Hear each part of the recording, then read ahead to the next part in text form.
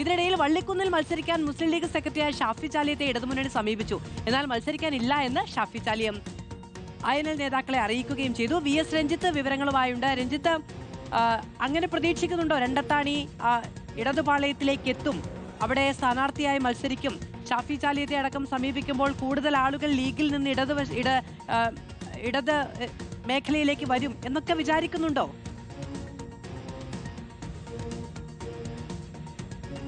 മാധു, മലപ്പുറത്തെയും കോഴിക്കോട്ടെയും ലീഗിന്റെ കോട്ടകൾ, ആ കോട്ടകൾ ഇളകിയിട്ടുള്ളത് ഇത്തരത്തിലുള്ള വിമതന്മാരെ കൊണ്ടാണ്. PTA റഹീമിനെ നമ്മൾ റഹീം ലീഗൊക്കെ എന്നറിയപ്പെടുന്ന കൊടുവള്ളിയിൽ കൊണ്ടുവന്ന് ആ കൊടുവള്ളിയിൽ ജയിച്ചത് നമുക്കറിയാം. അദ്ദേഹം ലീഗുകാരനായിരുന്നു എന്നുള്ളത്.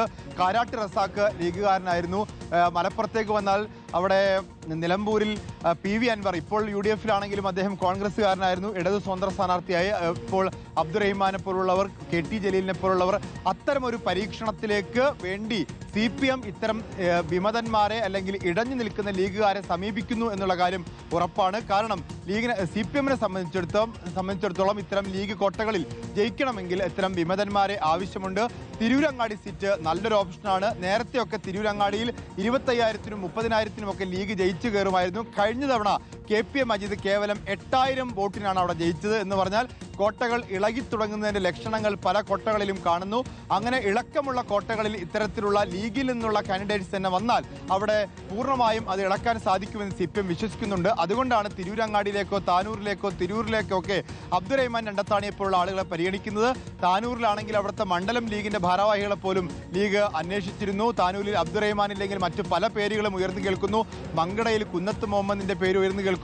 ഷാഫി ചാലിയത്തെ പോലും, ലീഗിന്റെ വലിയ വക്താവും സംസ്ഥാന സെക്രട്ടറിയും ഒക്കെ ആയിട്ടുള്ള ഷാഫി ചാലിയും വള്ളിക്കുന്നിൽ സ്ഥാനാർത്ഥിയാവുമെന്ന് പ്രതീക്ഷിച്ചതാണ്. അദ്ദേഹത്തിന് സ്ഥാനാർത്ഥിത്വം കൊടുക്കാത്തതിനെ തുടർന്ന് അദ്ദേഹത്തിന് അതൃപ്തിയുണ്ട്. പക്ഷേ ആ അതൃപ്തി പരസ്യമാക്കാത്തൊരു നേതാവാണ് ഷാഫി ചാലിയും. അദ്ദേഹത്തെ പോലും INL നേതാക്കന്മാർ പോയി കണ്ട് സ്ഥാനാർത്ഥിയാവണം, വള്ളിക്കുന്നിൽ വരണം, മത്സരിക്കണമെന്ന് ഓഫർ കൊടുക്കുകയാണ്. അപ്പോൾ അത്തരത്തിൽ ലീഗിലെ വിമതരെ കാത്തിരിക്കുകയാണ് CPM. അത് കൊടുവള്ളിയിൽ നമ്മൾ കണ്ടു. കൊടുവള്ളിയിൽ ഇപ്പോഴും സ്ഥാനാർത്ഥിയെ പ്രഖ്യാപിക്കാത്തതിന്റെ കാര്യം ആരെങ്കിലുമൊക്കെ തുള്ളി പുറത്തേക്ക് വരും എന്നൊരു പ്രതീക്ഷ CPM-നുണ്ട്.